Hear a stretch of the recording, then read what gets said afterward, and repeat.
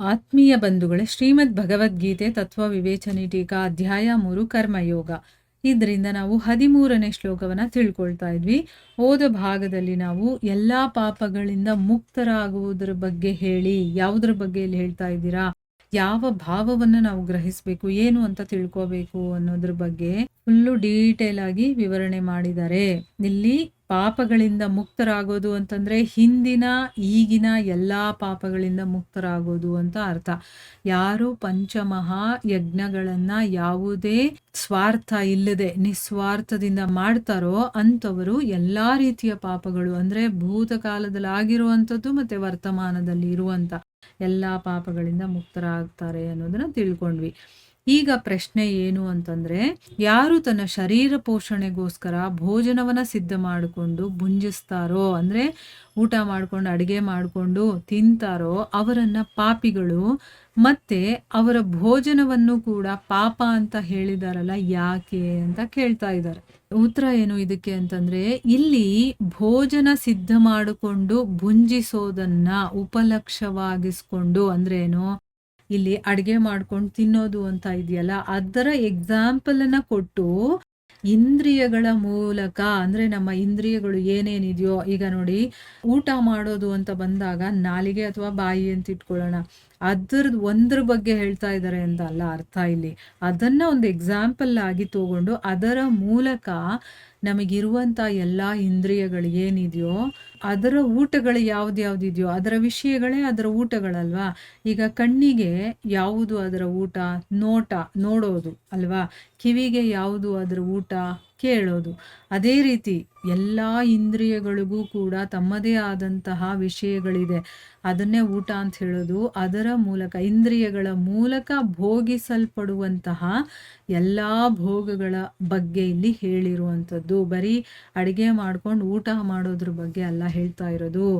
ಈ ಭೋಗಗಳ ಗಳಿಕೆ ಮತ್ತೆ ಇವುಗಳ ಯಜ್ಞಾವಶಿಷ್ಟ ಉಪಭೋಗವನ್ನ, ಅಂದ್ರೆ ಏನು, ಈ ಭೋಗಗಳನ್ನ ಪಡ್ಕೊಳ್ಳೋದು ಮತ್ತೆ ಯಜ್ಞಾವಶಿಷ್ಟ ಉಪಭೋಗ ಅಂದ್ರೆ ಏನು, ಯಜ್ಞದಲ್ಲಿ ಖರ್ಚು ಮಾಡಿ ಮಿಕ್ಕಿರುವಂಥದ್ದನ್ನ ತಗೊಳ್ಳೋದು.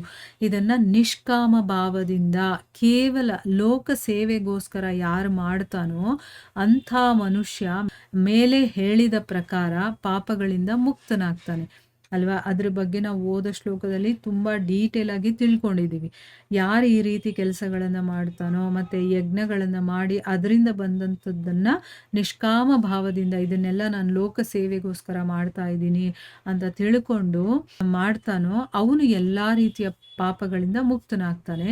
ಮತ್ತೆ ಕೇವಲ ಸಕಾಮ ಭಾವದಿಂದ ಅಂದ್ರೆ ಏನು, ತನಗೆ ಬೇಕು ಅನ್ನೋ ಭಾವನೆಯನ್ನ ಇಟ್ಕೊಂಡು ಎಲ್ರಿಗೂ ಕೂಡ ನ್ಯಾಯೋಚಿತ ಭಾಗವನ್ನ ಕೊಟ್ಟು, ಅಂದ್ರೆ ಏನು, ಯಾರ್ಯಾರಿಗೆ ಏನೇನು ಕೊಡಬೇಕು ಎಷ್ಟೆಷ್ಟು ಕೊಡಬೇಕು ಅಂತ ಎಲ್ಲರಿಗೂ ಕೊಟ್ಟದ ಮೇಲೆ ಆ ಭಾಗವನ್ನ ಕೊಟ್ಟು ಆಮೇಲೆ ಮಿಕ್ಕಿರೋದಿರುತ್ತಲ್ಲ ಅಂತ ಭೋಗಗಳನ್ನ ಅನುಭವಿಸ್ತಾನಲ್ಲ, ಅವನು ಕೂಡ ಪಾಪಿ ಅಲ್ಲ. ಆದ್ರೆ ಕೇವಲ ತನ್ನ ಸುಖಕ್ಕೋಸ್ಕರ ತನ್ನದೇ ಶರೀರ ಮತ್ತೆ ಇಂದ್ರಿಯ ಪೋಷಣೆಗೆ ಭೋಗಗಳನ್ನ ಗಳಿಸುವಂತವನು. ಅವನು ಬೇರೆಯವ್ರ ಬಗ್ಗೆ ಅವನು ಏನು ಯೋಚನೆ ಮಾಡೋದಿಲ್ಲ.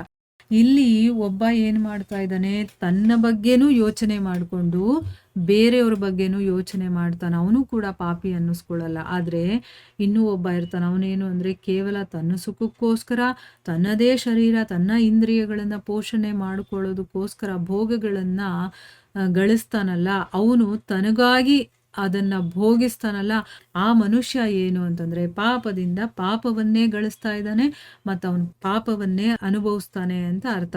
ತುಂಬಾ ಡೀಟೇಲ್ ಆಗಿ ಚೆನ್ನಾಗಿ ಹೇಳಿದ್ದಾರೆ. ಸ್ವಲ್ಪ ಗಮನ ಇಟ್ಟು ಇದನ್ನ ಅರ್ಥ ಮಾಡ್ಕೊಳ್ಳಿ. ಯಾಕಂದ್ರೆ ನಾವು ಕೆಲಸಗಳನ್ನ ಮಾಡ್ತಾ ಇದೀವಿ, ನಾವು ಮಾಡ್ತಾ ಇರೋ ಕೆಲಸ ಸರಿನೋ ಇಲ್ವೋ ಅನ್ನೋದನ್ನ ಸರಿಯಾಗಿ ನಾವು ಅರ್ಥ ಮಾಡ್ಕೋಬೇಕು. ಈಗ ನಾವು ಒಂದು ಕೆಲಸ ಮಾಡ್ತಾ ಇದೀವಿ, ಅದರಿಂದ ನನಗೆ ಏನೋ ಒಂದು ಫಲ ಬರುತ್ತೆ, ಅದನ್ನ ನಾನು ಪಂಚಮಹಾಯಜ್ಞಕ್ಕೆ ಯೂಸ್ ಮಾಡಿ ಮಿಕ್ಕಿರೋದನ್ನ, ನನ್ನ ಸ್ವಾರ್ಥ ಏನೂ ಇರೋದಿಲ್ಲ, ನನಗೆ ಯಾವುದೇ ಕಾಮನೆಗಳಿರೋದಿಲ್ಲ, ಲೋಕ ಕಲ್ಯಾಣಕ್ಕೋಸ್ಕರ ಈ ಕೆಲಸ ಮಾಡೋದಕ್ಕೆ, ನನ್ನ ಜೀವನ ನಿರ್ವಹಣೆ ಮಾಡೋದಕ್ಕೋಸ್ಕರ ನಾನು ಅದನ್ನ ತಗೊಳ್ತೀನಲ್ವಾ. ಅದರಿಂದ ಏನಾಗುತ್ತೆ, ಹಿಂದಿನ ಪಾಪಗಳು ಈಗಿನ ಪಾಪಗಳು ಎಲ್ಲವೂ ತೊಳ್ಕೊಂಡು ಹೊಟ್ಟೋಗುತ್ತೆ.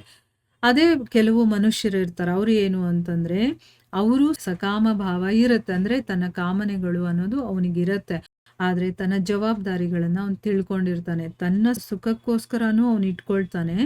ಮತ್ತು ನಾನು ಇವ್ರಿಗೂ ಕೂಡ ಕೊಡಬೇಕು, ಅಂದರೆ ಇವರಿಗೆಲ್ಲ ಕೆಲವೊಂದು ಭಾಗವನ್ನು ಇಡಬೇಕು, ಅವರಿಗೆ ನಾನು ಯೂಸ್ ಮಾಡಬೇಕು ಅಂತ ಕೆಲವೊಬ್ಬರಿಗೆ ಇಡ್ತಾನಲ್ಲ. ಅಂದರೆ ಇಲ್ಲಿ ಸಕಾಮ ಭಾವನೂ ಇದೆ, ಬೇರೆಯವ್ರಿಗೆ ಕೊಡಬೇಕು ಅನ್ನೋ ಭಾವ ಕೂಡ ಇದೆ. ಈ ರೀತಿ ಮಾಡೋವನು ಕೂಡ ಪಾಪಿ ಆಗೋದಿಲ್ಲ. ಅವನು ಏನು ಅಂತಂದರೆ, ಈಗ ಏನು ಪಾಪಗಳನ್ನು ಮಾಡ್ತಾ ಇರ್ತಾನೋ ಈ ಕೆಲಸಗಳನ್ನು ಮಾಡಬೇಕಾದ್ರೆ ಅದರಿಂದ ಮುಕ್ತನಾಗ್ತಾನವನು. ಇನ್ನೂ ಒಬ್ಬ ಇದ್ದಾನೆ, ಅವನು ಏನು ಅಂತಂದರೆ, ಅವನಿಗೆ ಬೇರೆಯವ್ರ ಬಗ್ಗೆ ಯಾರ ಬಗ್ಗೆನೂ ಯೋಚನೆ ಇಲ್ಲ.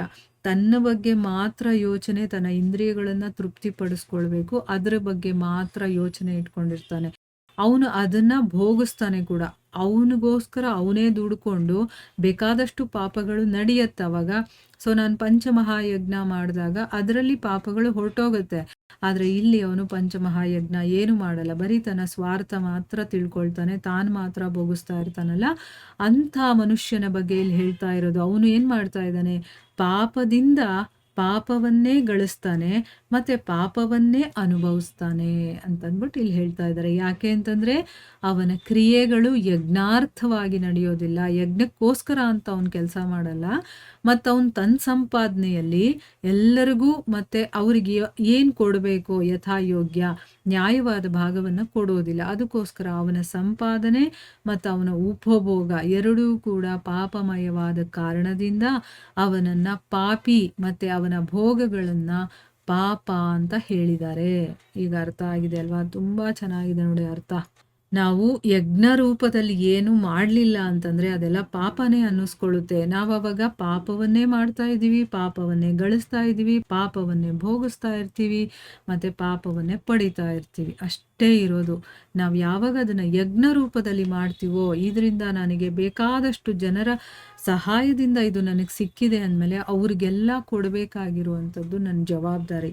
ಇವಾಗ ನಮ್ಮ ಮೆಂಟಾಲಿಟಿ ಹೇಗಿದೆ ಅಂತಂದರೆ, ನಾನೇ ತಾನೇ ದುಡಿಯೋದು, ನಾನು ಕಷ್ಟಪಟ್ಟಿರೋದು, ನನ್ನ ದುಡ್ಡು, ನಾನು ಯಾಕೆ ಬೇರೆಯವ್ರಿಗೆ ಕೊಡಬೇಕು, ಇದು ನಮ್ಮ ಮನಸ್ಸು ಇರೋದು, ನಮ್ಮ ಮೆಂಟಾಲಿಟಿ ಇರೋದು. ಆದರೆ ಭಗವದ್ಗೀತೆಯನ್ನು ಓದಿದಾಗ ನಮಗೆ ನಿಜವಾಗ್ಲೂ ಅರ್ಥ ಆಗುತ್ತೆ, ನಾನು ಆ ದುಡ್ಡು ದುಡಿಬೇಕು ಅಂತಂದರೆ ಎಷ್ಟು ಜನರ ಸಹಾಯ ಇದೆ ಅಲ್ಲಿ, ಆ ಪಂಚ ಮಹಾಭೂತಗಳಿಗೂ ಕೂಡ ನಾನು ಹಂಚಬೇಕು ಅನ್ನೋದು ನಮಗೆ ಬರುತ್ತೆ ಅಲ್ವಾ? ದೇವತೆಗಳಿಗೆ ಕೊಡಬೇಕು, ಋಷಿಗಳಿಗೆ ಕೊಡಬೇಕು, ಪಿತೃಗಳಿಗೆ ಕೊಡಬೇಕು, ಮನುಷ್ಯರಿಗೆ ಕೊಡಬೇಕು, ಪ್ರಾಣಿ ಪಕ್ಷಿ ಪ್ರಕೃತಿ ಅಂತ ಇಟ್ಕೊಳ್ಳೋಣ ಅದಕ್ಕೆ ಕೊಡಬೇಕು, ಎಲ್ಲರಿಗೂ ಕೊಟ್ಟು ಉಳಿದಿದ್ದನ್ನು ನಾನು ತಗೋಬೇಕು. ಆವಾಗ ಮಾತ್ರ ನಾನು ಈ ಪಾಪಗಳಿಂದ ಹೊರಗಡೆ ಬರ್ತೀನಿ. ಇದರ ಬಗ್ಗೆ ಮನು ಹೇಳಿದಾನೆ. ಏನು ಹೇಳಿದಾನೆ ಅಂದರೆ, ಅಘಂ ಸ ಕೇವಲಂ ಭುಂಕ್ತೆ ಯಃ ಪಚತ್ಯಾತ್ಮ ಕಾರಣ ಅಂತಂದರೆ, ಯಾವ ಮನುಷ್ಯ ತನಗೋಸ್ಕರ ಭೋಜನವನ್ನು ಸಿದ್ಧಪಡಿಸ್ಕೊಳ್ತಾನೋ ಅವನು ಕೇವಲ ಪಾಪವನ್ನೇ ಉಣ್ತಾನೆ ಅಂದರೆ ಮನುನು ಹೇಳಿದ್ದಾನೆ ನೋಡಿ ಅದ್ರ ಬಗ್ಗೆ ಅಂತ ಇಲ್ಲಿ ಹೇಳ್ತಾ ಇದ್ದಾರೆ. ಈಗ ನಮಗೆ ನೀಟಾಗಿ ಅರ್ಥ ಆಗಿದೆ ಅಲ್ವಾ, ಏನು ಮಾಡಿದ್ರೆ ತಪ್ಪಾಗತ್ತೆ, ನಾವು ಪಾಪವನ್ನೇ ಭುಂಜಿಸೋದು ಅಂದರೆ ಅರ್ಥ ಏನು, ಅದ್ರ ಬಗ್ಗೆ ಡೀಟೇಲಾಗಿ ಇಲ್ಲಿ ಹೇಳಿದ್ದಾರೆ. ಅರ್ಥ ಆಗಿಲ್ಲ ಅಂತಂದರೆ ಒಂದಲ್ಲ ಎರಡು ಸರಿ ನೀವು ಕೇಳಿ.